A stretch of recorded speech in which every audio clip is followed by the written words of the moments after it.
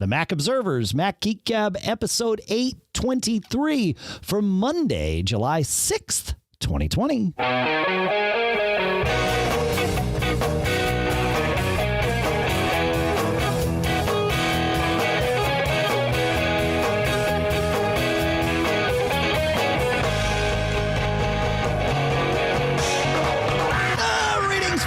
Welcome to the Mac Observers Mac Geek Gab, the show where you send in your questions, your tips, your cool stuff found. We answer your questions, we don't answer your tips. I mean, sometimes we do, but usually we just share your tips and your cool stuff found with perhaps some context, because the goal is for all of us, and that's us included, to learn at least 5 new things every single time we get together. Just one thing, John? Or 5 things? 2. Okay. It's a holiday week. Maybe that's why. Sponsors for this episode include linode.com/MGG, expressvpn.com/MGG, ancestry.com/MGG, and smilesoftware.com/podcast. We'll tell you why we would love for you to visit all of those URLs throughout the show here. For now, here in Durham, New Hampshire, I'm Dave Hamilton. And here in Fairfield, Connecticut, this is John F. Braun. How you doing today, Mr. John F. Braun? Just, opening up slowly but surely, like everybody else. Yeah. Well, not everybody else. Yeah, right. At different speeds. That's right. Yeah, we on my Geek Gab podcast, we interviewed a guy on Monday. It's a podcast for musicians, so if you want to listen, I'll put a link in the show notes. But we interviewed a guy from New Zealand on Monday, and we talked about he's into looping and like cool tech stuff on the music side. But we asked him, what's it like? And he said, he says, we can touch each other again. And I thought, oh, what an interesting, like what an interesting summation of that. So, yeah. So anyway, slowly but slowly. Hey, speaking of protecting ourselves, last week we had a question. Actually, we had a listener tip who said, hey, instead of installing the Big Sur betas on a separate drive, you could just, with APFS, you can just add a volume and install them there. And in fact, that's what we've done in the past with other OSs, most notably Catalina. Turns out, very, very bad idea. So don't listen to my advice from last week. Listen to John F. Braun's, because John, without knowing any details, said, I don't know, that sounds like a good idea. Turns out it's not a good idea. And you dug into this a little bit. Like it doesn't destroy any of your data, but doing this makes it very difficult, if not impossible, to do any future updates to your Catalina installation if it's sharing a container with Big Sur. Is that, am I close on this, John? Well, that seems to be the information that we got here. The only thing I saw, Dave, in installing it on a separate drive, is that, so if I booted from my Catalina machine and then I also had the beta on the external drive, when I booted Catalina at one point says, by the way, I'm seeing a disk with a partition that I don't understand. Just thought you'd like to know. And I'm like, and I kind of ignored it because everything worked. And the other thing I noticed is that at one point, every now and then I'll run a disk first aid on my disk. And it also noted something in the list of things. It was warning, a newer version of APFS touched me. Just thought you'd like to know. Oh, that's a newer version of APFS. That's interesting. I wonder what's different. We got to dig. Maybe we need to ask some friends. We got to dig and figure out what has changed in APFS.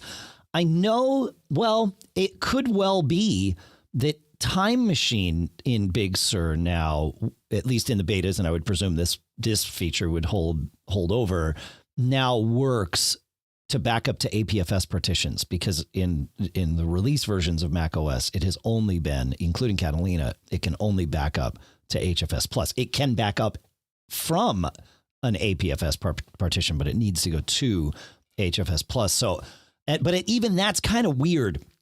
It seems like it's non-optimal the way I think Howard Oakley dug into it over at Eclectic Light, and Michael Tsai sort of pulled together a lot of information on it as well. It's a weirdly flagged thing for the Time Machine backup. It's a backup partition.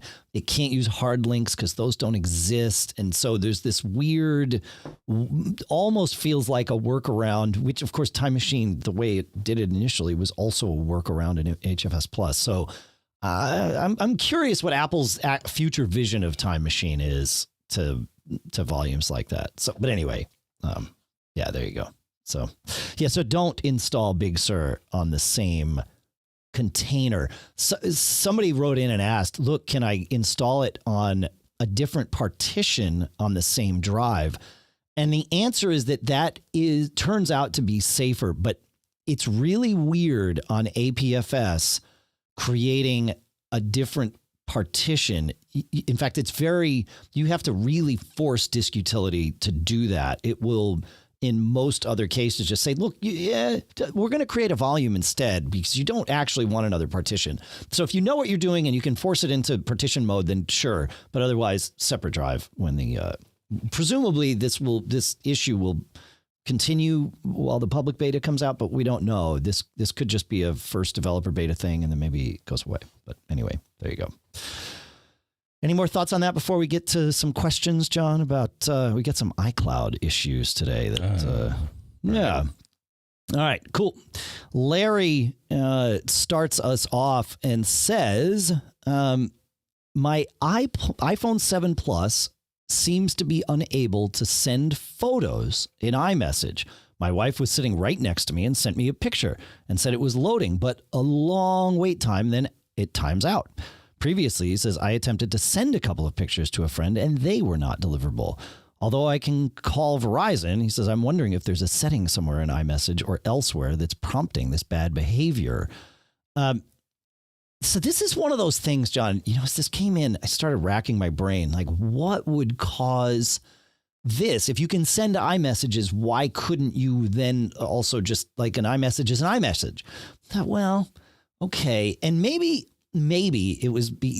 Larry kind of subconsciously knew what the answer was, because he mentioned he could call Verizon, and on the surface, even reading it now, I would say, well, iMessage is just a data connection, so shouldn't matter. But what we found worked was, and this is one of those weird things on iOS, go to Settings, General, Reset, and choose Reset Network Settings. This wipes out all your Wi-Fi networks on your device. It wipes out all your VPNs on your device and resets the network stack so that there's no more things tied in knots. Once you connect again, if you have everything synced with iCloud, your Wi-Fi networks will come back down. You'll have to reset up your VPNs. But this solved Larry's issue. So it's one of those interesting things, John, where it does, like, clearly this is there for a reason. There aren't 15 different resets. There's like erase everything, or by the way, here's this one thing, reset network settings. My guess is that Apple has found this to be helpful for them in troubleshooting more often than not. So yes, try that in these weird kind of, it feels like a network thing, but I'm not exactly sure what scenarios. So I don't know. I've found it solved weird things for me in the past, John. Have you found it solve weird things for you too? No. Okay. No, I don't think I've ever had to use that particular tool. Interesting. That's, well, good for you. I mean, hey, more power, but remember that it's there, my friends. All right. Cas has an issue. Cas says, since upgrading to the new Apple reminders for both iOS 13 and Catalina last fall, I've had persistent syncing and stability problems. With iCloud reminders syncing enabled, the associated process RemindD on my Mac keeps using 100% CPU all the time. Makes my Mac run hot and slow. Even after waiting for an hour, this persists, as well as the syncing problems. The only workaround I've found is to permanently disable reminder syncing and not use Apple reminders, both on Mac and on iOS. This at least avoids the Mac getting stuck in a sync loop and RemindD from hogging my CPU. On iOS, battery life seems affected by having reminders syncing enabled. Reminders data syncing does not work properly in either direction, not on my Mac and not on iOS. Syncing is completely stuck on some old iCloud data. Any changes, including deletion, are repeatedly and almost immediately overwritten by outdated data. There is also a shared reminders list from which I cannot reliably unsubscribe.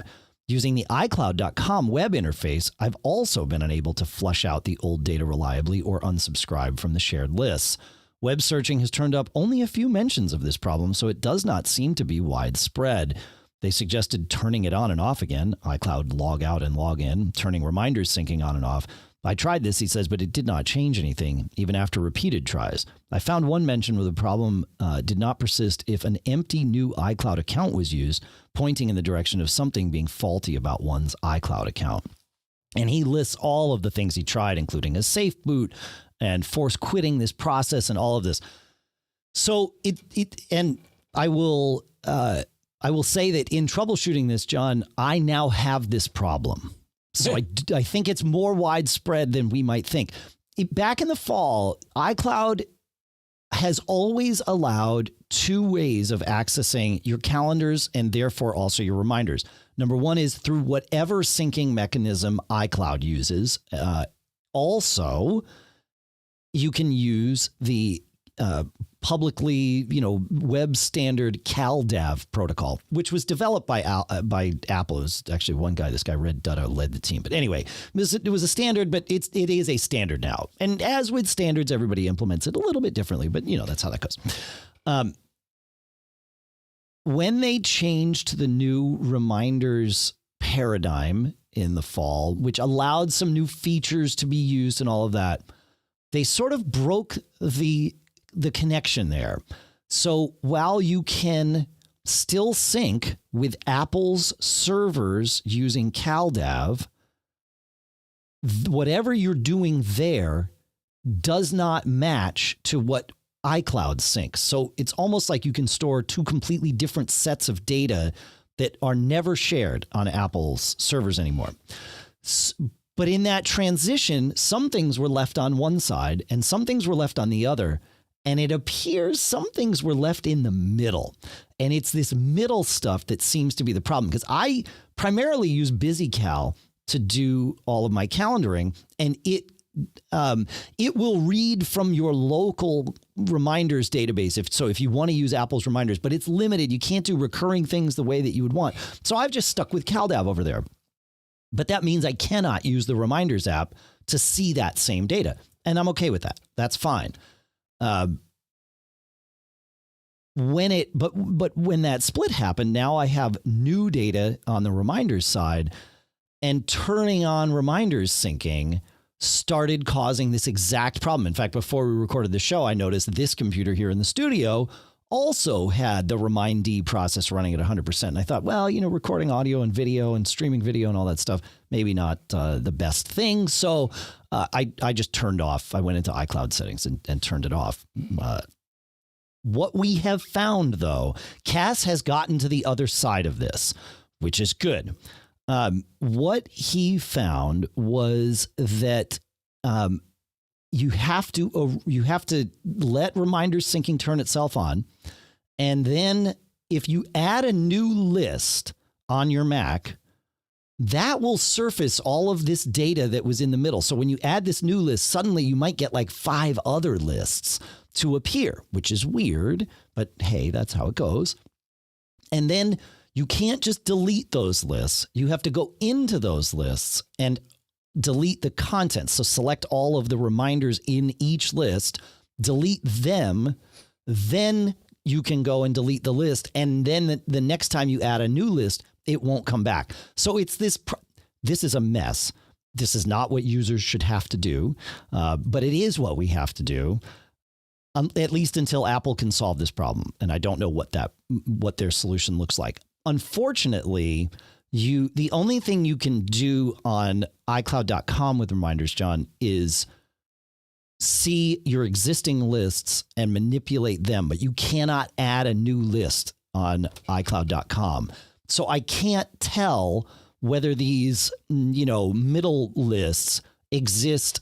I think they exist locally in the iCloud cache or whatever that is. But I've tried removing what I think are the iCloud caches, much against any advice you'll read anywhere. But I've tried removing those and they still come back. So they're either somewhere else or they're coming from iCloud. But I don't think they are, because I've never once seen them make it to iCloud. I do have one machine, my machine in the office, that appears to be on the other side of this now, in that I can add new lists. They appear on iCloud, which they won't if you have any of this like middle ground syncing issue. So it's add a new list on your Mac and also on your phone, because as soon as I did it on my phone and my iPad, I saw these mystery things. So add a new list, let the mysteries show up, go in, erase the contents of these not mystery lists. I mean, you'll recognize them. It's your old data. Erase that, then erase the list, and do that until you get everything, and then add a new list to test to see if there's more data in the middle, because sometimes there is. So it's a mess, John, but we can get there together. We will get there. So there is an iCloud uncertainty, my friend. I don't know. Sorry. I can't help myself sometimes. Any thoughts on this? My guess is you're not. I don't know. Maybe you are experiencing this problem. I actually don't use, for whatever reason, I never enabled reminders via iCloud. Okay, that makes sense. Then don't use it. So, sure. I did see references to this problem, though, where people would say remind-D is just churning. Some people say, well, yeah, it'll do that for a while, and then it'll stop. It's doing some databasey stuff or syncy stuff. Or, well, the other case here is that, well, it doesn't. I mean, you can kill the process off, but that's going to break something else. My feeling is, and we saw this back in the old days with .Mac when that first syncing, came around, is that there's usually, when you're talking about a Mac and iCloud, or an iOS device and iCloud too, but there's usually 3 copies of your data involved in a syncing operation. There's the one in iCloud that you can see and use. There's the one on your Mac that you can see and use. And then there's a middle set that your Mac uses to compare and contrast and do, any conflict resolution on or whatever. And I think it's that middle set on our Macs that is messed up here, for lack of a better term. I wonder, actually, this would be a good test, to set up a new Mac or even just a new user account, sign it into the same iCloud account, but fresh user account, right? This way we could totally isolate where the issue is. So I don't know. Any more thoughts on this, John? I'm trying to remember. We had someone tell us about an iCloud tool. I don't remember what it is. They'll kind of look at your iCloud stuff and give you a summary and tell you how everything's working, though I don't recall what it is off the top of my head. Yeah. All right. Well, if anybody comes up with it, feedback at macgeekgab.com is where we love to hear from you.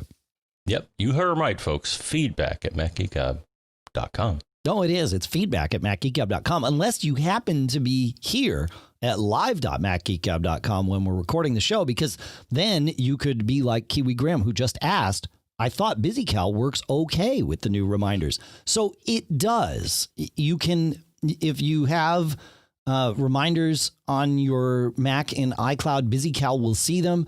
It will take advantage of iCloud syncing. BusyCal won't do the syncing itself, but it will populate and read from and change the local iCloud database, and then your iCloud syncing sort of takes care of it from there, which is great. When this first came out, there were several features. I like to do recurring reminders that trigger from other things that is possible with CalDAV that at least initially was not possible with iCloud's reminders. So I was going to lose some functionality that I sort of rely on in my workflow. So I thought, well, it's fine. I live in BusyCal most of the time anyway. I don't need Apple's reminders. So that's kind of why I had just ignored it until Cass's question came in. And then of course, I unleashed a world of hurt upon myself. But now, John, I am like committed to making sure that I get to the other side of this, whatever it takes. Paul Franz says deleting the contents of the list on the back end is probably the solution. Maybe if the list exists on the back end, and by back end, I'm interpreting that as iCloud. I'm not convinced the list does exist on the back end, man. I think it's only local on all of my devices. But the only way to test that is, I have that iPhone SE that I think I just set up fresh. But it is logged into my iCloud account. So I should be able to launch reminders there and add a new list and see if the list populates with the ghost data. And if it does, then we know the answer. We know it lives on iCloud and it doesn't just live locally. I will test this, but not right now because I've got a thing I'm doing here, John. So we should keep doing this thing. All right. I guess that we spent 11 minutes on that one. Patrick has a great question that I will find here while I'm busy vamping. Where the heck is it? There it is. Also iCloud related. He says, I'm having a problem on all my Macs now for a while related to my address book. In my address book, I am not able to see the inside of my smart group criteria. If I try to create a new smart group or edit an old one, it is not possible to see any of the criteria. I've tried the following. I've deleted the preference files. I've deleted cache files. I've deleted the whole address book and started from scratch. I even tried logging in as a newly created user and tried to create a new smart group there, meaning that it seems not to be a user level problem. This all started when I initially upgraded to High Sierra. And he says, now all my machines are running Mojave. The problem seems to be purely graphical in the Contacts app. The existing smart groups all work fine. And if I, as the term he uses is blind tab. So knowing how the interface works, he can tab through as though it's going through. And he says, I can change my criteria this way. Even as I'm doing it, he says, I'm able to make things visible. But I'm not willing to step through my criteria blindly for the rest of my life this way. Although my guess is if you used accessibility, you could probably get it to tell you what you're not seeing, right? I mean, that's literally what that's made for. So obviously not the way it's supposed to work, but this could be a workaround. So I will say I've had this issue that you are describing. I've also had the other one, where in the Contacts app, I couldn't edit the distribution list of a group, smart or otherwise. So if you add, 5 people to a group, like there's one that I seem to have to edit all the time, and it's the one for one of the bands that I'm in. We have an email list because one of the guys doesn't have a smartphone, and so we can't use Slack for that band, which is just weird. But anyway, hey, to each our own, I suppose. But we can't text him either, which is frustrating at times. But anyway, we use an email list, and for whatever reason, the preferred email address of people changes over time. I guess that's sort of normal. And so I want to go in and once you create a group in Address Book, you can highlight the group and go to the edit menu. I think it's the edit menu and choose edit distribution list. And what that shows you is all the email addresses of each person. And then you click on the one that you want it to use when you type, like this band's name is Fling. So I named the group Fling. And when I type Fling, it expands out to all of the email addresses that I wanted to use. Could not edit that distribution list to save my life. It was using it, but I could not get there. I would open the window and it was blank, just like what Patrick's talking about here. 5.4 fixed this problem for me on all of my Macs. So, but it existed all through Mojave, or at least through the later builds of Mojave and certainly into the initial builds of Catalina. So you're dealing with an issue that is only solvable by, either downgrading or upgrading, in my experience. Maybe somebody else will know the difference. I don't know. So, thoughts, Mr. Braun?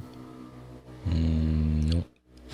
All right. It's Sunday morning, which means people near you are going to ride their loud vehicles by your home. Oh, yeah. I think I just heard a scooter go by. Ah, is that what that was? Okay, cool. Yeah. Yes. All right. Dolores brings us to another iCloud-ish question. Let's see. I was wondering if you could help me with a problem on my dad's notes. He said he did not accidentally delete his notes, but just opened up the notes folder on his phone one day to discover them missing. All the usual fixes, including logging into iCloud.com, checking to make sure the notes are syncing across his accounts, etc., have failed to deliver the missing notes.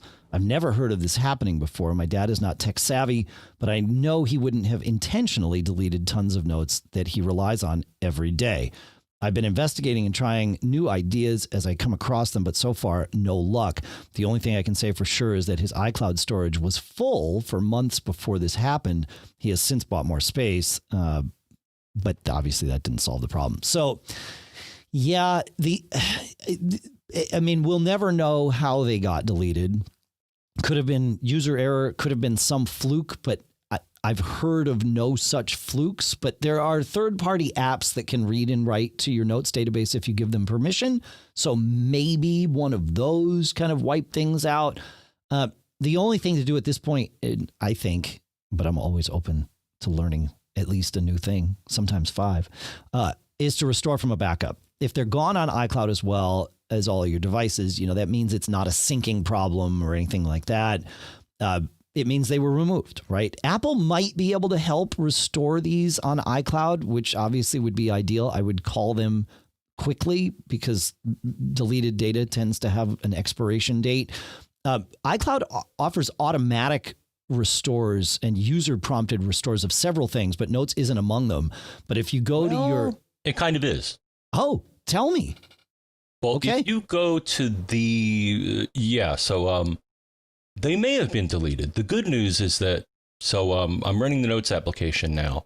So if you click on the icon that says Show Folders, that shows you a list of the stuff stored in iCloud, and there's a Notes category, and then there's a recently deleted category.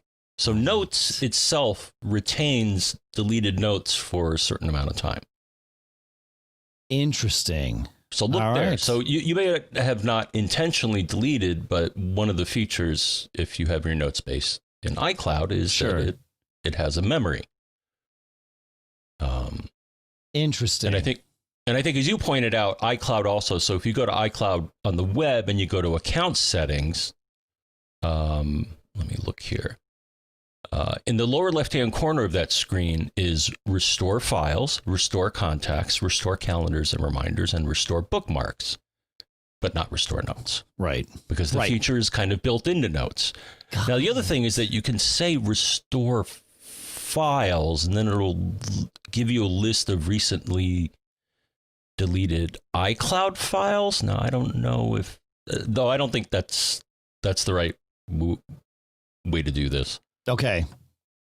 No, I think check the recently deleted category, and hopefully they'll be there. I like this idea. Yeah. Huh. Yeah, I've accidentally deleted things on occasion. Okay. Yeah. Just sometimes you fumble finger and it's like, whoops. But all right. Yeah. Right. So hopefully that category is present. Nice on the account. Yeah, that's great. Ah, right. That makes sense. That's why it's not on iCloud, because it's built into the client app to retain that stuff, at least for a little while. Very good. Let's see. There's a couple of things from the chat room here. Well, actually, the web view also shows. It actually shows it a little better. It's hidden in the app unless you have the iCloud view. Oh, but, how do you get the iCloud view in the app? Well, there's you can either go to the view menu and say the view as gallery. Yep. The thing is, normally you just see your notes. You may not see the sidebar that lists the recently deleted category. Oh, I see what you're saying. If you're not looking at, if you don't have that sidebar up, you wouldn't necessarily see that category. You wouldn't see that category. Got it. Right. Got it. But, okay. But the web view, I guess, defaults to showing that sidebar. So, Oh, so that might be an easier / better way to do it. Just get to the web view and restore from there. Very cool. Yeah. Somebody else says, please recommend iMazing so no one gets caught. Agreed. I love iMazing, and it allows you to store these local backups and do them automatically, even over Wi-Fi. Right. And then you can granularly restore, just your notes, or even, I think you can even see them right in the iMazing interface. So yeah, cool. All right. I would love to take, we have some cool stuff found coming up, some great cool stuff found coming up. We have some great sponsors coming up. And so I would love to take a minute right now, if it's okay with you, Mr. Braun, and talk about our first two sponsors. Fantastic. All right. Look, I know a lot of us employ, private browsing or incognito mode in our browsers to make sure that whatever we're doing there is sort of, kept from prying eyes. Well, the thing is that private browsing / incognito mode doesn't really hide your activity. It doesn't matter what mode you use or how many times you clear your browsing history. Your ISP, your internet service provider, can still see every single website you visited. And that's why, yet another reason why our sponsor, ExpressVPN, is a great thing to use even if you're still at home. It doesn't matter if you get your internet from Verizon or Comcast or Opt Online. It doesn't matter. ISPs in the U.S. can legally sell our information to ad companies. Not good. ExpressVPN reroutes our internet connection through ExpressVPN secure servers so that our ISPs can't see the sites we visit. And because of the way ExpressVPN has built their trusted servers up, it's actually really cool. The servers can't store your data. They're all run from like RAM disks. And when you turn off the server, there's nothing left. There's no history or anything. It just comes back up. I love the way ExpressVPN works because it's so simple. It's one click and it's on, and it stays on. Like it's huge. And you can go in, like if you want to get geeky, you can go into your browser and have it only affect certain apps so that, maybe your email isn't going through your VPN and your browser is. Like you get to configure it any way you want. You got to check it out, and you can protect your online activity today with the VPN rated #1 by CNET and Wired. We have an exclusive link for you, expressvpn.com/MGG, where you can get an extra 3 months free on your 1-year package. That's expressvpn.com/MGG. Our thanks to ExpressVPN for sponsoring this episode. Have your grandparents done something cool that you know about? I've mentioned on the show before that my grandparents, my grandfather in particular, is the one who invented those oval-shaped binocular viewing machines that you see at, tourist traps all over the country. When we can travel again, you'll see them. Trust me, they're there. You've seen them before. Well, what about your grandparents' grandparents? Who were they? Like all of that stuff. It's been more than 75 years since World War II. And you can find out all this information at ancestry.com/MGG, because your family's probably got a ton of stories, and you can use this data to sort of piece together your family's past. It's very, very cool what they're doing over there. And they've dug in. They even have this cool thing where they've got a U.S. draft card collection from World War II with over 36 million draft cards. And it's cool to see these things with their handwriting on them. I mean, it's just pieces of history, and it's fun. You can just go and browse through it. Very, very cool. So you've got to check it out. And you might even be able to find the draft card of one of your family members there. I know, it's really cool, and it shows things like home address and their physical description and all that stuff that was filled out on those draft cards way back when. So you can find and honor your ancestors who served in World War II. You can get a new take on your ancestors' World War II experience, and you can just discover things about your family. In fact, discover your untold stories and more by heading to our URL, which is ancestry.com/MGG. Start discovering your stories today. Again, it's ancestry.com/MGG. Our thanks to Ancestry for doing this cool stuff and sponsoring this episode. All right, Mr. Braun, let's go to our cool stuff found. Ronald tells us about two He says, I discovered a clipboard manager called Paste at pasteapp.io. He says it's visual, easy to access, and get to saved clips as well as easy to customize. It's not free, but it's not expensive at $9.99 per year, or there's a monthly price as well. He says the best one I've found, and I've tried many. Number 2, he says, as for PDF handling, if you're saving academic papers, ReadCube Papers at papersapp.com does a great job of syncing across devices and platforms, gets all of the paper metadata, and can export citations as well. It's not for all, he says, but if you're into this sort of thing, it's a good deal. It's somewhere between $3 and $5 a month, probably monthly versus annual pricing. So thanks, Ron. That's great. Pretty cool. Thoughts on either of those, John, before we move on to Carlos here? Moving on. Carlos brings us back in show 819. We were talking about encrypting files. And Carlos says, I thought I'd mention one of my favorite tools that makes my life easier in this area, and it's Cryptomator at cryptomator.org. It started as open source and is still donationware on macOS, but if you want it for iOS, it's $9 on the iOS App Store. Cryptomator it's built, you can do a lot of different things with it, but it's built for cloud storage so that you can encrypt something and then put it up on the cloud and know that your data is, encrypted regardless of what's happening there. And they have integration with things like CyberDuck, which is an FTP client, so it can automatically look inside these Cryptomator archives, which is pretty cool. So we'll put a link to that in the show notes. I like this stuff. So thanks, Carlos. Did you check out Cryptomator, John? No, I took a peek at it. Cool. It's cross-platform, so right, which was the desire of person wanting this. So that's right. That's nice. Cool.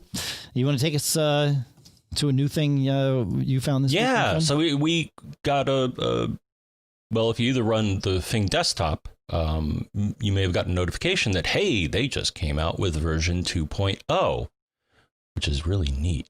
And so what's in 2.0, you may be asking? And so there's two things.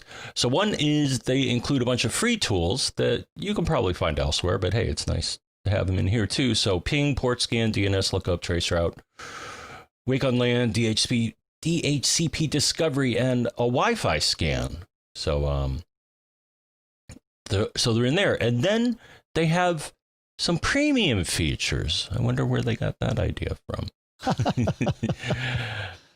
Which look pretty neat. And I checked a couple of them. I actually don't know the cost of this because they were like, hey, we'd like you to check it out. So both you and I got promoted to premium.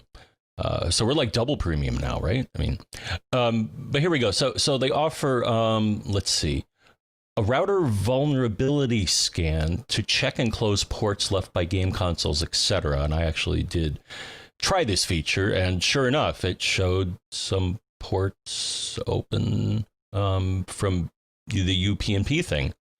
So that's interesting. So it gives you a better idea of what's happening in your network.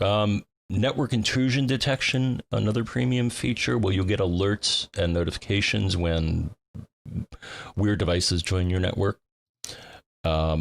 Monitoring, it'll do network monitoring, which it did before, and network events. So I guess this is a heavy duty or more health checks, and they did this before as well. What the version 1.x or pre 2.0 would do sometimes, and actually was kind of annoying sometimes, is it would be like, hey, I can't reach Office 365, or hey, I can't reach Skype, and I can't. So they had a predetermined list of things that they would check to see if they're up, and if they weren't up, or it thought they weren't up, then you get a notification. So here you can now customize that, because like, I don't care about Office 365 because I don't have it. Sure. So stop checking that. Yeah, knock it off. Yeah. Let's see. You can export your network info to a XLS file, which is some standard way of representing stuff. Okay. Well, XLS is an Excel file, right? Yeah. Yeah. Excel. Oh, okay. Yeah. Yeah. XLS or XLSX, depending on which version of XL. Right. Yep. Cool. Okay, so that's good. What else here? Scan specific network interface and a local API to unlock the content for all your integrations. So. Oh, that's cool. Huh. So. Yeah. So thanks, guys. Yeah. No, I pulled up pricing. It's $7 a month, and there's also an annual plan that changes that. But yeah, you can, like John says, you can get the thing that identifies devices and checks your internet speed and monitors for outages. That's all still free from Fing.com. So pretty good. Donna, in the last episode, we were talking about creating a lock screen that had some of your important medical information or contact information or any of that on it so that you could, have someone who finds your phone or your phone and you help you or get your phone back to you. Well, Donna recommends an app called ICE Medical Standard, ICE Medical Standard. ICE, of course, standing for in case of emergency. And it is an iOS app that allows you to very easily create lock screens that have all this information, and it's built so that when the phone is there or the time is there and all that stuff, it's out of the way of that. It's it's just somebody intelligently helps you lay out that image that you then save as your lock screen, and you're good to go. So pretty good. Thank you for sharing that, Donna. I like that. It's pretty cool. I never thought about doing this with my lock screen before, John. So I'm excited that this now exists. So I don't know. What do you think? Any thoughts on that? Yeah, I didn't know ICE stood for in case of emergency. So I see. I learned something new too. 5 new things. There you go. Yeah, it's good. All right, Robert takes us to we were talking about HomeKit controllers in the last episode and apps that can show you more or a different view of your HomeKit data. And Robert does a lot of this smart home stuff. In fact, I might need to send you an email, Robert. I've got some questions for you. He says, my father-in-law just bought a house that has a Lutron system in it. And so I have a feeling there will be many questions to me about Lutron. Anyway, so if anybody knows anything, let me know. I might need to pick your brains. But for now, for all of us, Robert says, for HomeKit, this app called Controller for HomeKit. Of course, there's links in the show notes at macgeekgab.com. You can get the show notes emailed to you. Just go to macgeekgab.com, put in your email address, and boom, you're on the list. You get the show notes emailed to you every single time. But he says it includes the, in his words, missing backup and restore of a HomeKit configuration, which can be super helpful if you munch things up in your configuring. He says, and it actually has a logging function so you can see what's going on. The author has pushed to the very limits of what Apple will let him do. It's not perfect, but it's an awesome diagnostic/configuration tool. Not the best user interface, he says, but really a great utility. And then another app called Home Plus 4, he says, is a great alternative to the Apple Home app for seeing hidden data and features of devices and programming automations. I believe Controller for HomeKit is free with a premium version that lets you store your backups. Like I think in the free version, backups are only around for 10 minutes or something, whereas in the paid version they stick around. And Home Plus 4 I think is $14 or something. But again, if you're doing this stuff for a living, but even if you just have a lot of HomeKit devices in your home, I can totally see where the price for either of these immediately makes sense. So good stuff. Any thoughts before we move on here, my friend? No, SmartThings updates their stuff, and that makes me happy. That's good. Yeah, you've sort of standardized on SmartThings as your home hub, if you will, right? Yeah. Well, especially since Wink did their thing, but apparently the thing that Wink did, apparently they're still there. I thought it was a deal breaker, but I guess for enough people, or maybe not. Yeah. Maybe it was the thing that saved them. Yeah. Could be. Yeah, it's a hard choice to make. Yeah. Yeah, sure. Absolutely. All right. Well, it looks like maybe they did it with some data or got lucky with their guess. Chris tells us about, he says, I was listening to episode 820 with regard to Ian's question about disk wiping, and I thought I'd mentioned something. For a number of years, he says, I've been securely erasing my unused hard drives and those of all my clients, for a small fee, of course, with the WiebeTech Drive eRazer Ultra. Again, links in the show notes. He says it wipes drives to various government secure erase standards, US, UK, and Canada, and it's all done offline. There is no PC or Mac required. The device operates as a standalone drive eraser. He says it's been an awesome product for me, and as a consultant, he says it's made me a couple of quid over the years I've had it too. So very cool. Thank you for sharing that. That's handy for people who need to wipe drives out. Pretty good. Yeah. Thoughts, my friend? It's interesting. The when we talked about this topic, well, we linked. There was an article, but it would seem that the conventional wisdom that doing 7 passes or something like that isn't really necessary these days. Well, I guess it couldn't hurt. It's just it takes a real long time, especially with a rotational drive. Oh, yeah. Yeah, for sure. Yeah. Cool.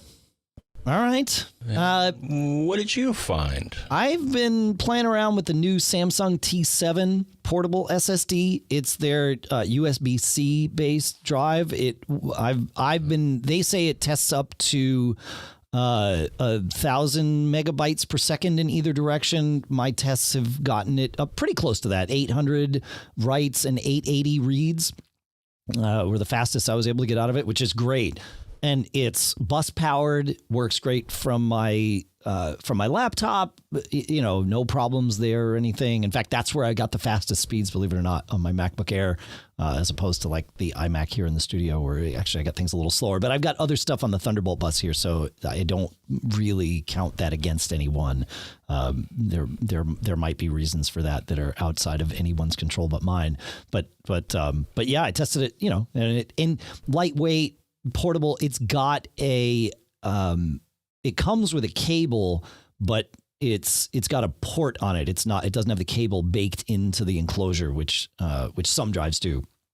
And it's an aluminum enclosure. I presume it's some sort of metal, but it feels like solid kind of aluminum thing, lightweight. We've been testing a lot of different drives, Thunderbolt and USB-C.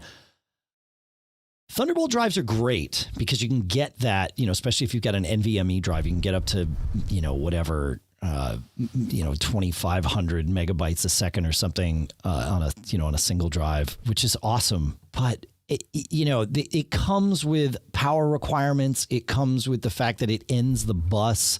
They're not pass-through devices. So it's not necessarily the Thunderbolt drives are not necessarily for everyone. If you need them, then they are for you, for sure. But if you don't, well, maybe they're not for you. So I'm leaning a lot more towards USB drives, especially these drives that can do they're the 10 gig USB drives, so they're plenty fast for what most of us are doing almost all the time. And, you're not paying the Thunderbolt tax either. This drive's in a 1 terabyte. I think it's $200. So it's a pretty good little thing. And USB 3.1 opens that door up, which is good. So thoughts on this, John? Yeah. It sounds like you didn't mention a feature, or maybe this is a different version of it. But the when I went to the link here, it looks like they also have a fingerprint reader. Not on not on the one that I got. So maybe I put the wrong link in the show notes here. Okay, it looks like okay, and actually they show 2 different ones. So okay, they have a version of it that has a fingerprint reader, and that's used to enable encryption. AES right. 256, which that sounds pretty nifty. Yeah, but yeah. So the silver, it looks like that they have one that's you see it on the page there. So, there's the T7 and then there's the T7 Touch, and you're right. I've in the show notes at the moment. I will change the link in the show notes to be the the T7, not the T7 Touch. But unless you want the T7 Touch, and then by all means, go get that. Yeah. Very cool. Very cool. Yeah. Yeah, but the T7 price wise, $180 for the 1 terabyte without the touch sensor, and then $350 for the 2 terabyte with it. So yeah, there you go. Great. Yeah, nice catch, John. Nice catch. All right, Jeremy. Speaking of security and T's, although we're not really talking about, it's not, the T's don't mean the same thing in these scenarios, but any Mac with a T2 chip, it has been very, very difficult, nay impossible, for users to replace the SSD in them, because the SSD and the T2 chip are tied to each other, and it takes some Apple magic to let the T2 chip know it's okay to accept a different SSD. Well, recently, Apple announced a hard drive upgrade for the Mac Pro. And the Mac Pro uses a T2 chip. And Apple has a piece of software, because their Mac Pro SSD kits will sell you a new SSD to replace the one that's in your Mac Pro. And so they will also give you the software to tell your Mac Pro that it's okay to accept this new SSD, which means that you can actually do this. And it makes the Mac Pro even that much more repairable, which is pretty cool. Now, I don't think this opens up any hope for those of us that have non-Mac Pro T2-based machines, like your 16-inch, MacBook Pro or my Air or even the Mini, right? So I wouldn't hold out hope that Apple's just going to make this software available for all their machines. But it is interesting that they have allowed this for even one of their machines. So I thought that was cool. And that's why when Jeremy sent it in, I put it in. Cool stuff found. So what do you think about that, Mr. Braun? Yeah, no, it's cool. I mean, for what you pay for that machine. Yeah, exactly. A little extra. Yeah. You should be able to keep it for a while. Yeah, for sure. So yeah, I thought that was pretty cool. I thought that was pretty good. I have had in fact, I had a few people ask if I would finally talk about this on the show. The new Sonos Arc is their sound bar that came out recently. Just before WWDC was when we were allowed to start talking about it for reviews. I put up my review online at Mac Observer, and then sort of the world got even crazier. But I only put up the first half of my review there because I was not yet able to test it with Dolby Atmos, which is one of its flagship features, at least in terms of the way that Sonos is promoting it. But I will say that before we talk about Atmos, I will say this. I used this thing for several weeks before I was able to get an Atmos signal to it in a reliable way that I could do with our TV. And I will talk about that in a minute, because that's its own little geek challenge, if you will. This speaker is the most immersive speaker I've ever tested in the living room from Sonos or from anybody else. It's a wider speaker than they've ever made before, and that helps. But it's also got, it's got more speakers in it, more drivers in it. It's got drivers that, again, because it's got Atmos support, that aim up as well as out. It tunes to your room, and it's really smart about bouncing sound around. For the first week that we tested it, we didn't hook it up to a subwoofer or rear speakers or anything.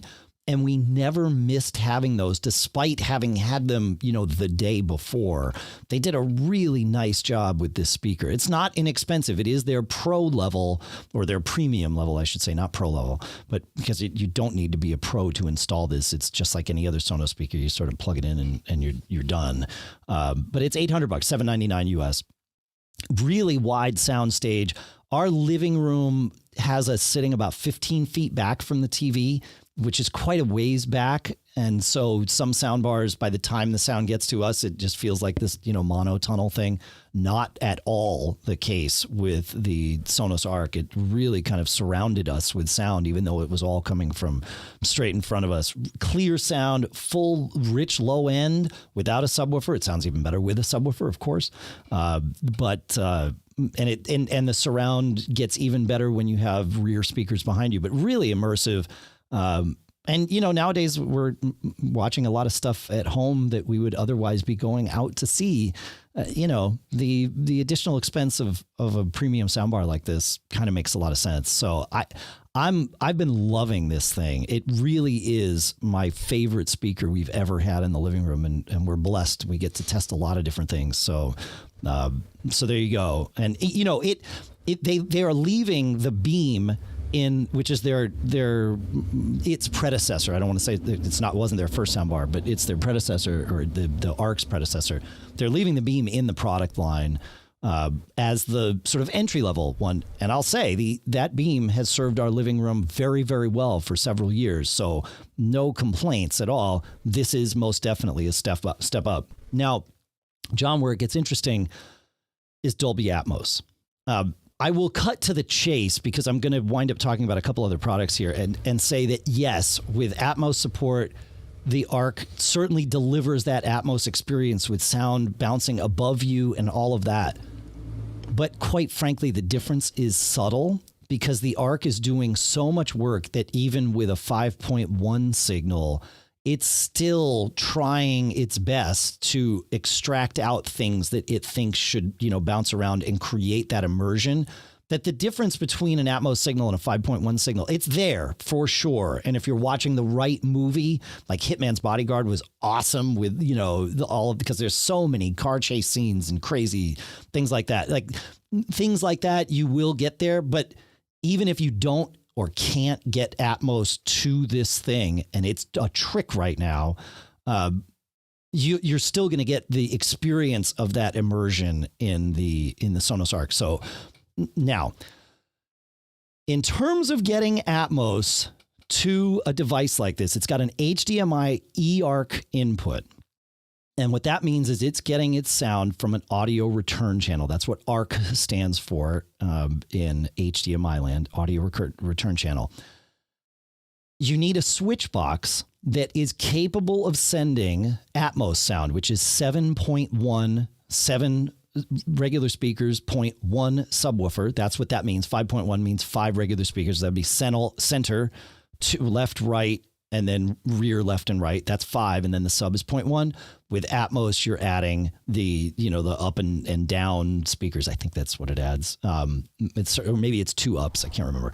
But it's adding 2 more to that. You need to have a switch box that will take the HDMI signal and break out the 7.1 sound and send that in the ARC or eARC format, and it'll take both depending on whether you want to deal with compression or not. The only switch boxes that exist to do this are built into some, but not most, TVs. I looked. Trust me. I tried all the different switch boxes that said you can, oh yeah, we'll do it, no problem. No, you won't. They only exist in TVs. And so with that, I thought, well, I got to test this thing. Naturally, John, I can't live without testing this thing properly. I'm supposed to be doing a review. So I reached out to my friends at LG because as I understand, LG makes the best OLED screen. And I know that their current screens support eARC out with Dolby Atmos. In fact, the LG CX series TVs even will do Atmos from just their own built-in soundbar. So I got one of these TVs to mess with. Holy cow. They were happy to send me one, probably because they knew that I was burying the lead asking them to send me a TV just to be a switch box. And it works fine as a switch box. And it truly allowed me to test the Atmos features, as I mentioned, right?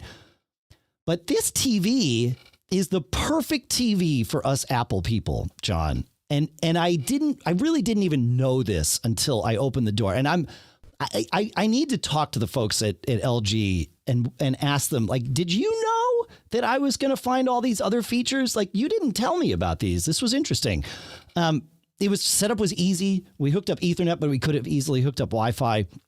But what this TV has, I mean, first of all, let me not bury the lead.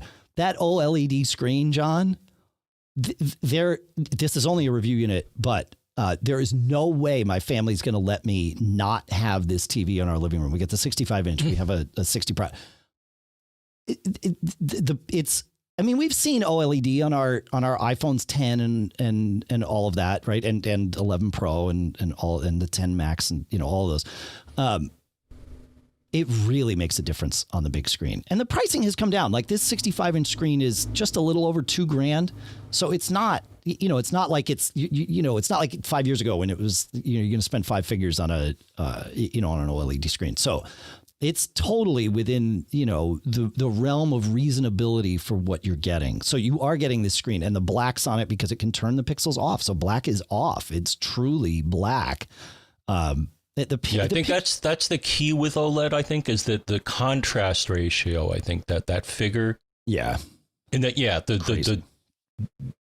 the darks are darker than yeah, they are in other screens, which is good. You're getting more, I guess, dynamic range, right? Exactly. And then it's got all the support for all that dynamic range, all the Dolby Vision and all of that stuff, too, that ties in. Of course, it's a 4K screen and all that stuff. But really where it gets great is with LG's WebOS. WebOS, I mean, I've had smart TVs before and ignored their smartness because smart TVs have always been sort of a disaster. Not so with LG's WebOS. I mean, I've only had this thing for like 3 weeks. It has an app store in it. And in that app store, you get the things that you would expect. You get, Plex, which is great to connect to my local library. You get Disney Plus. You get, Netflix, Amazon Prime, CBS, like all the things. There's tons of apps. Mm-hmm. But again, I'm bearing the lead. There's an Apple TV Plus app in there. So I can connect to all my Apple TV Plus stuff. I don't need an Apple TV in my living room anymore with this TV. It covers that. Now, I don't get all the Apple TV apps, right? I get the Apple TV content. But if you're playing games on the Apple TV, then yes, you would need an Apple TV. But if what you're using the Apple TV for is to connect also from, in addition to Apple TV to Netflix and all of those other things, well, you don't need that because it's baked into WebOS. And I've seen updates for the Netflix app, the Plex app, and the Apple TV app in just the last 3 weeks. Like they didn't just put this out there and ignore it. They are taking this, like this is a serious platform for them. And it's not brand new. They've had this WebOS platform for a while. Oh yeah. Yeah. Yeah. I have it too. Oh, you do? Well, my downstairs TV, my 4K UHD TV is an LG. And so can you put the Apple TV app on it, or is the Apple TV app available for that TV? It should be. I mean, it's the same store. I mean, I got the apps that you mentioned. So I have Netflix, I got Plex. At first, when I upgraded my TV and my Blu-ray player to 4K units, I was like, should I do the connected smart thing? Right. Because both of those devices will connect to the internet if you want them. If you let them, sure. Yeah. And at first I was like, the privacy thing, are they snooping on me? Are they, looking at what I'm watching? And it's like, and at some point you're just like, do I really care if they know what I'm watching? Yeah, exactly. Yeah. Well, Netflix knows what you're watching, right? I mean, there's no question about that. Oh, absolutely. To make recommendations. So it's good for you. In theory, yeah. I mean, it's good for them, too, because they know what you're watching. And so they tailor more content to you, right? Like, TiVo knows what you're watching. Totally. You can opt out, I think. I think a lot of these you can opt out if you want to. But we've been like this LG WebOS has been awesome. And in addition to that, it's an AirPlay destination. So I can stream. That part of the Apple TV I also don't need because it's built right in. It just shows up as a device like an AirPlay device, and I can stream video to it. And quite frankly, it seems a little more reliable. AirPlay for whatever reason, AirPlay in our living room has always been kind of flaky in terms of video. But with the TV, it's been way more reliable than it ever had with the Apple TV. So I'm blown away. Like, this is the TV that, as an Apple user, I want in my living room, because it lets me do all the things. Plus, it lets me see my Apple TV stuff. Plus, it lets me AirPlay. Like, WebOS, they've done a fantastic job with it. And I wouldn't say, like, if you're listening to the show, you're almost certainly an Apple household. But if you're not an Apple household, like, it's not like this is exclusive to us Apple people. They've just built a wide platform that's really built to support everybody. I'm super impressed. So anyway, I wanted to share that too. So yeah, navigation I found was sometimes weird. Yep. Unless you know, like at one point I was like, well, how do I change this setting? And it wasn't clear to me from the icons on the TV. Yep. But then I found that there's, I guess it's a home button on the remote that gets you to a place kind of like a lot of phones, right? But it gets you to a place where you can then see what your options are. Yep. So that's my only gripe about it is trying to navigate it can be a challenge until you know about this. Yeah, I'll agree with that. It did take us a couple of days to be like, oh, okay, I get it now. Now this user interface, now I know where I am and why. But yeah, I'm really impressed with it. They like I said, it blew me away. I had no idea what it was I was about to experiment with. I thought I was just getting a TV with the switch box that I thought I was getting a switch box that I needed, and it happened to have to come inside of a TV. But yeah, very quickly. I wonder if mine supports Atmos. I don't, because I'm using my LG as a switch box. We talked about this before. Right. It's like, well, I want to, do, sound, but my old tuner, right. I think didn't understand the higher definition feed as far as I could tell. So I'm like, okay, well, is it a 2019 or a 2020? Because I think that's when they added 2019. Yeah. Okay. So you may very well. Yeah. I'm blown away. I'm really, really impressed. So.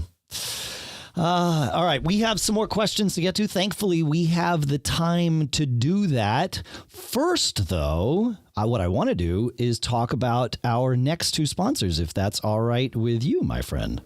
All right. Look, you're a geek, or you're working to be a geek, you're learning to be a geek. The time is going to come, probably pretty soon, when you're going to want a server. And you're going to want a server from server geeks, from people that know how to manage a server, how to set up a server, how to do all the things that you want to do with your server.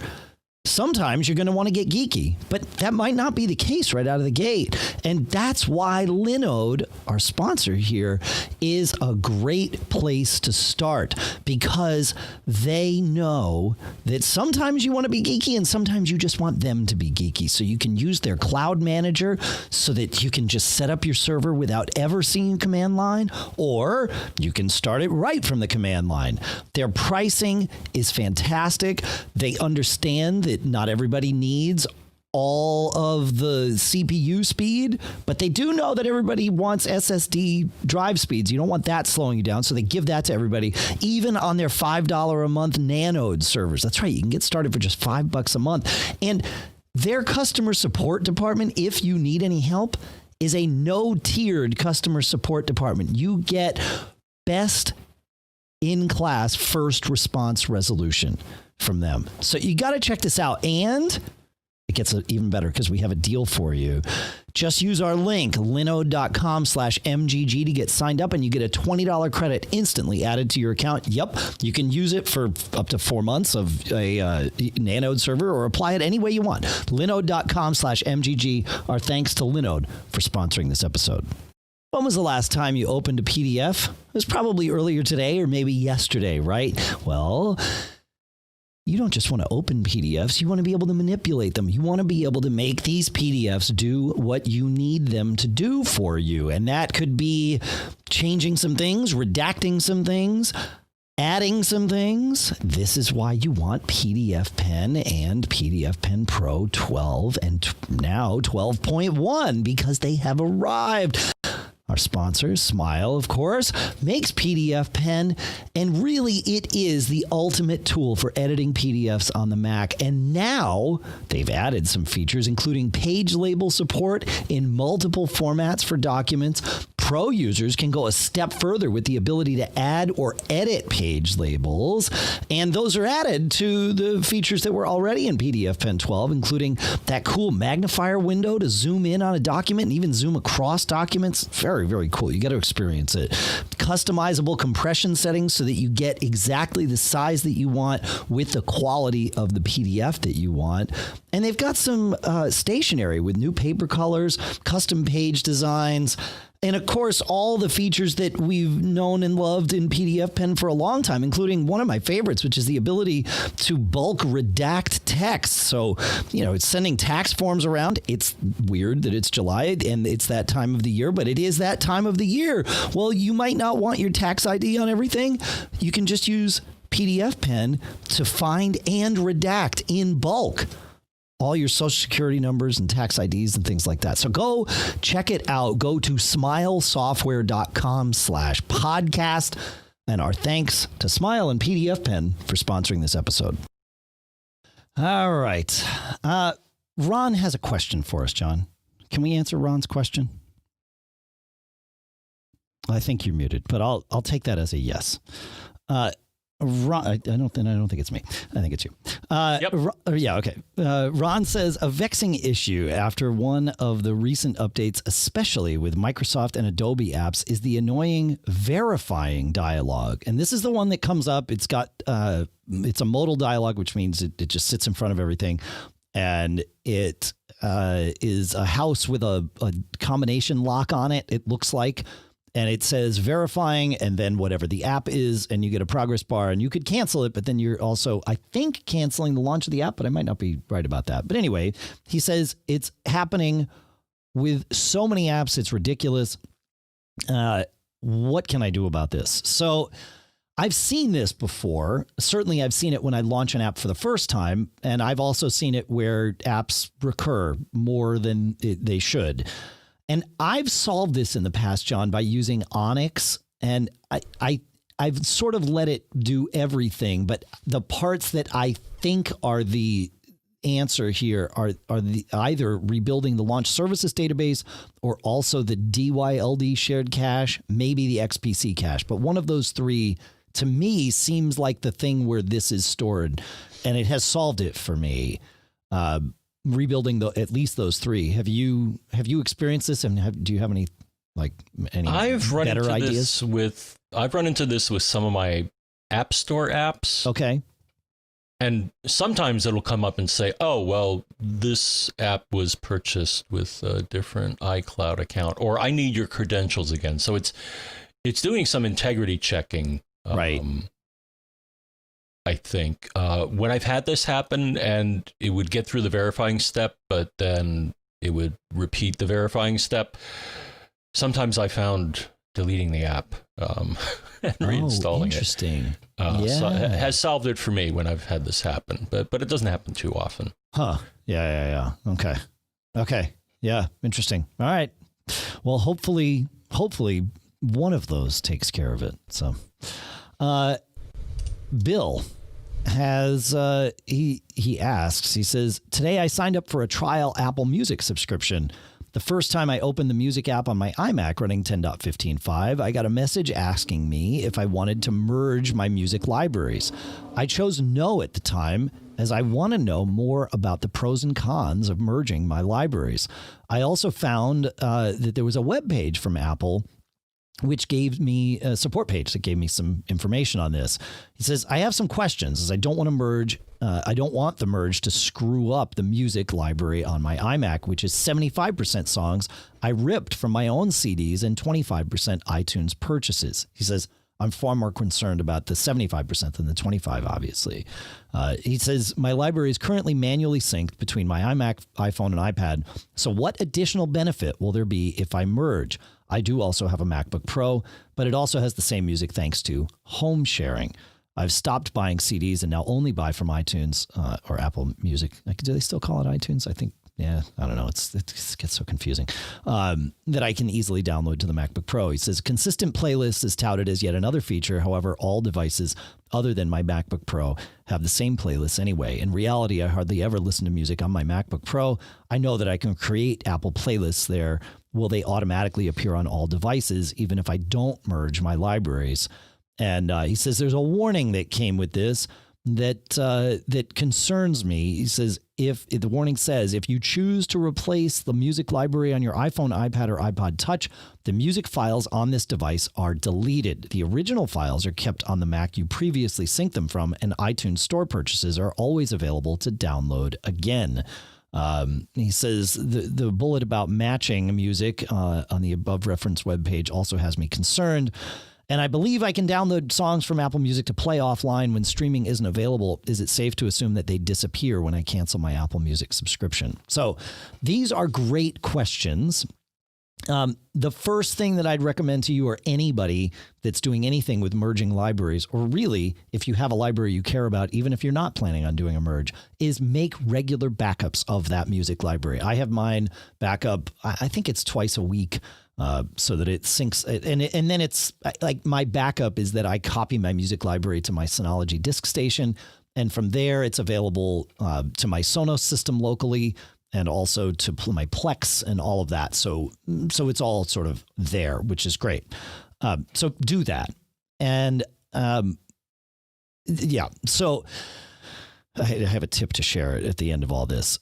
You'll probably be fine merging things. There were some issues with it when Apple Music first came out. There were some issues with it prior to Apple Music because it was being done with iTunes Match. But you should be okay with it now. I haven't heard of anybody having issues since then. But make that backup, and that way you can always restore and you're fine.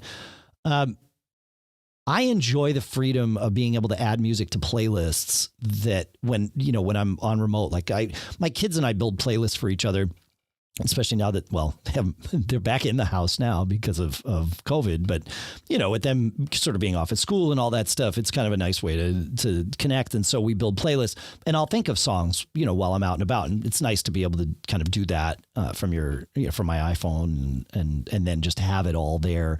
I like having things all synced together.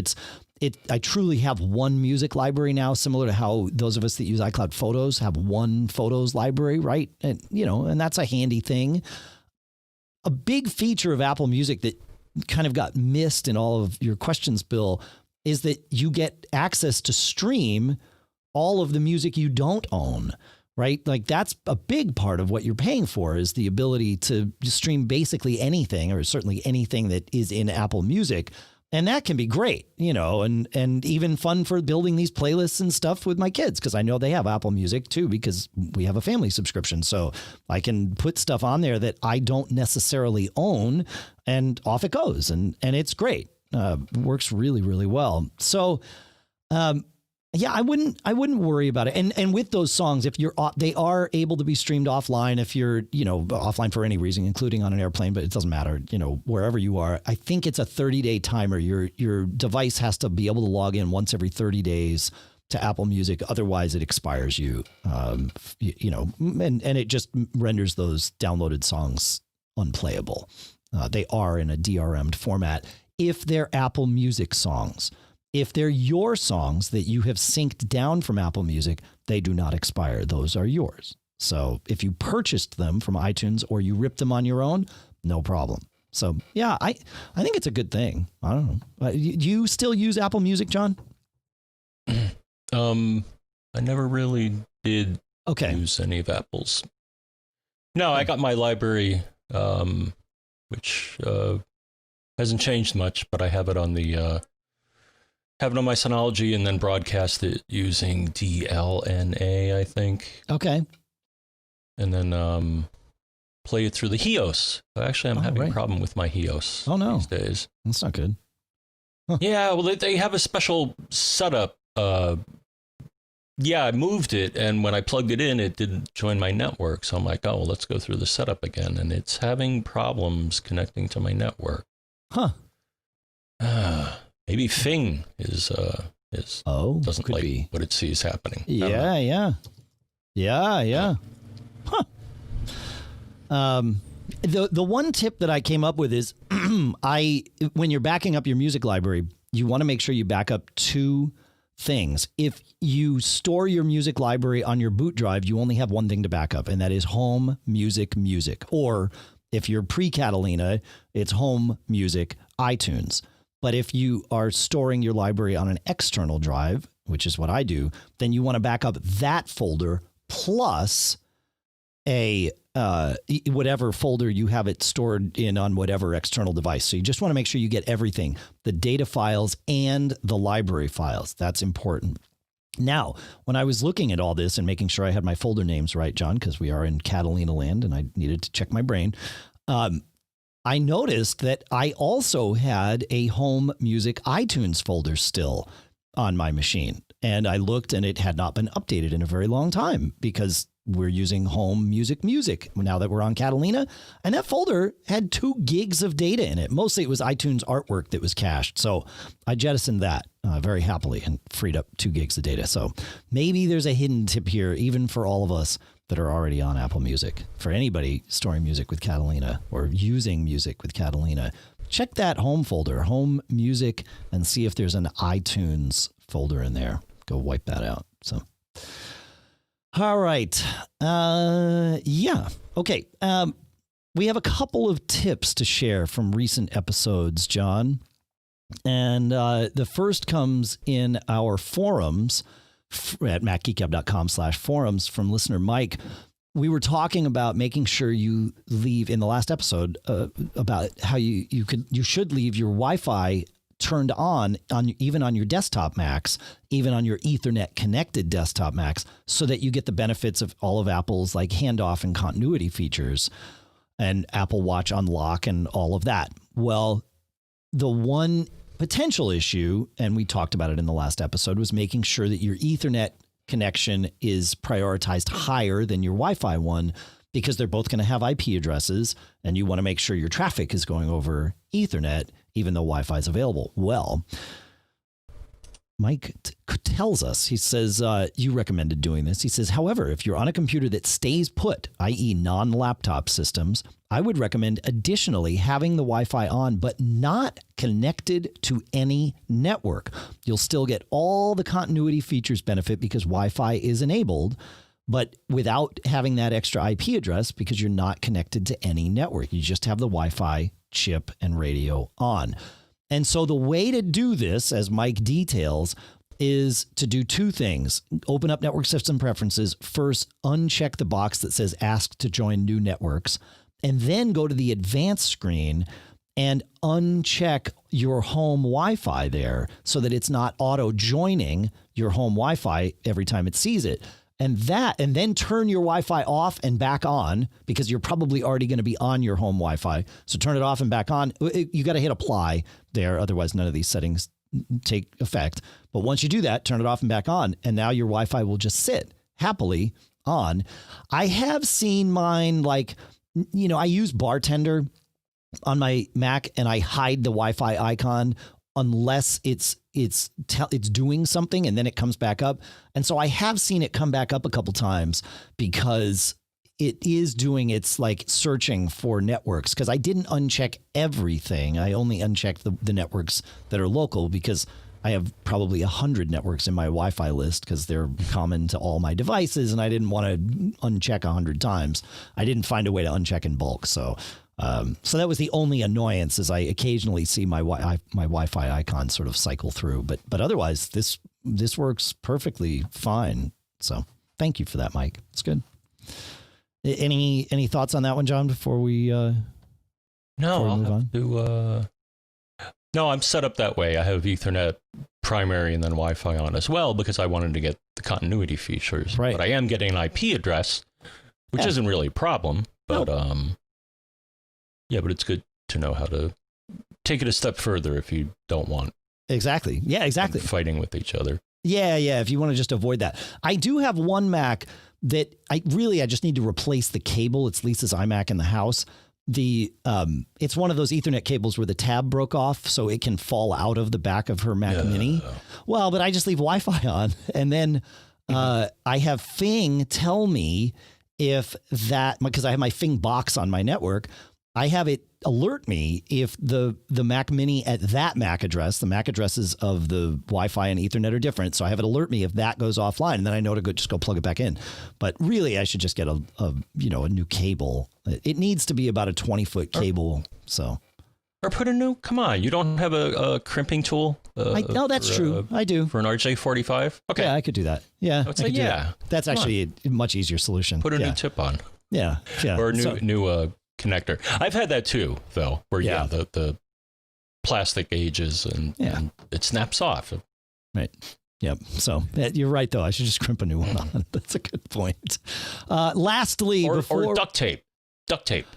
Well, make it so you make it a little larger so it won't fall out, because duct tape solves all problems. All problems. That's what I learned watching MacGyver as a child, John. Baling wire and duct tape solves everything.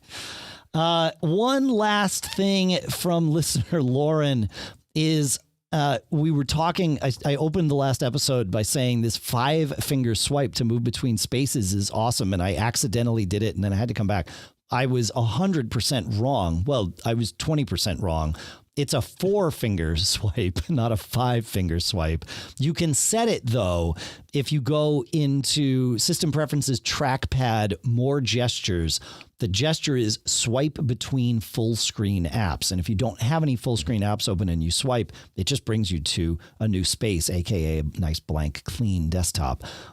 You can change it to 4 fingers or 3 fingers. There is no option for 5 fingers. So thank you. Thank you, Lauren, for setting me straight. So it's definitely 4 or 3. So there you go.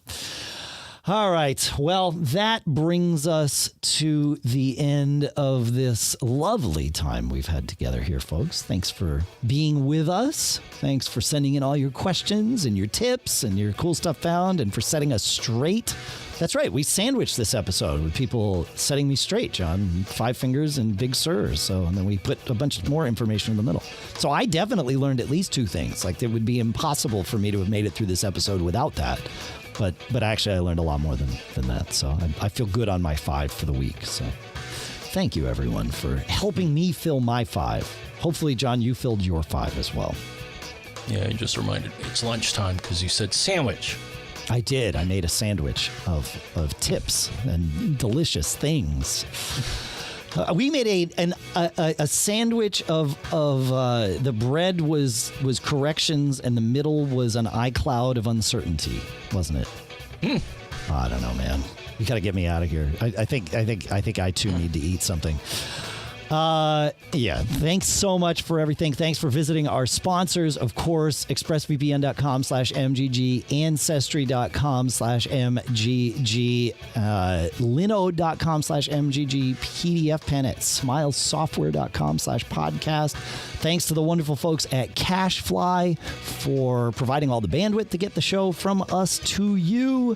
Thanks for following us on Twitter at Mac Geek Gab, at John F. Braun, at Dave Hamilton, at Pilot Pete. He will be back. All our other sponsors, which you can see at macgeekgab.com/sponsors. All the active deals, even if the sponsors aren't active, are there. So go check that out, too.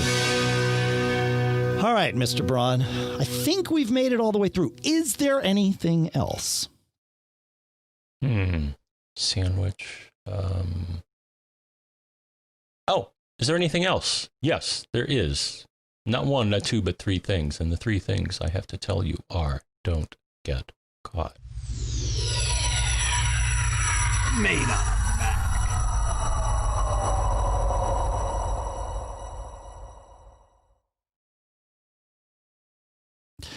All right, we're out.